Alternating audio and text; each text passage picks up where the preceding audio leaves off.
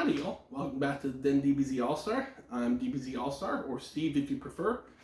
In front of me, I have a bag from my local comic book store with two very cool collected editions inside. So let's pull these out, see what I got. So first one is truly thicker than a Snicker. This is the Justice League Dark, the new 52 Compendium. You get the same material that you would get in the Justice League Dark, the new 52 Omnibus, but instead of paying $150 MSRP for that, you're paying $59.99, which is the average cost of these DC released Compendium editions. So this contains, let me see here, Justice League Dark, the new 52 series, 0 through 40, Justice League Dark Annuals 1 and 2, Justice League Dark Futures End 1, Constantine or Constantine, whatever you prefer, issues 5, 9 through 12, I Vampire 7 and 8, Justice League 22 through 27, Justice League of America 6 and 7, Trinity of Sin, Pandora, issues 1 through 3, 6 through 9, Trinity of Sin, Phantom Stranger 11, and 14 through 17, and a story from the new 52, Free Comic Book Day Special Edition number 1. So, if you want to enjoy stories featuring Zatanna, Swamp Thing, Deadman, the Holly's interesting and self-absorbed John Constantine or Constantine, Orchid, this is the series for you.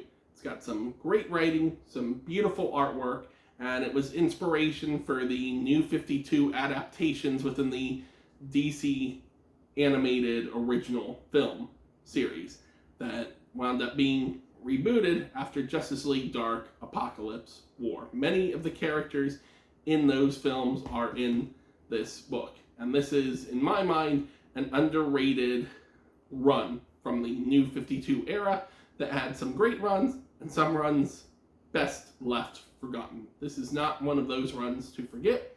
So that is the first book. The next book is The Amazing Spider-Man Modern Era Epic Volume 2, The Life and Death of Spiders, which is a rebrand of The Amazing Spider-Man by J. Michael Straczynski Ultimate Collection Volume 2. This collects The Amazing Spider-Man, the 1999 series, issues 46 through 58, and moves over to the legacy numbering of issue 500, collecting up through 502. Continuing J. Michael Straczynski's run, featuring artwork from John Romita Jr. and John Romita Sr. Continuing just a stellar and amazing run for our webbed warrior. And though the run has ebbs and flows, this is definitely a flowing era. It is absolutely fantastic, and it would look great on your shelf next to the Amazing Spider-Man Modern Era Epic Volume 1, coming home if you do have it. Or, if you can't find it, you can track down the Amazing Spider-Man by J. Michael Straczynski Ultimate Collection Volume 1, if you're not as odd and completist as I am about collected editions. Or you can just start with this volume in the hope of a reprint of Volume 1, because you're able to jump into this era without any confusion whatsoever, at least in my opinion.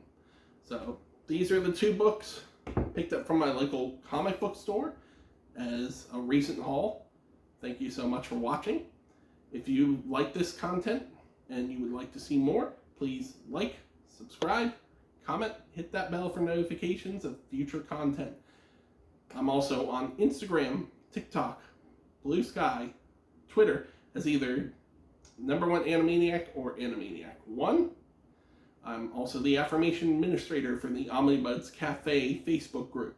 We are a community built through collaboration and communication without condemnation. If you like single issues, collected editions, manga, things of the geeky nature, please consider joining if you have not already.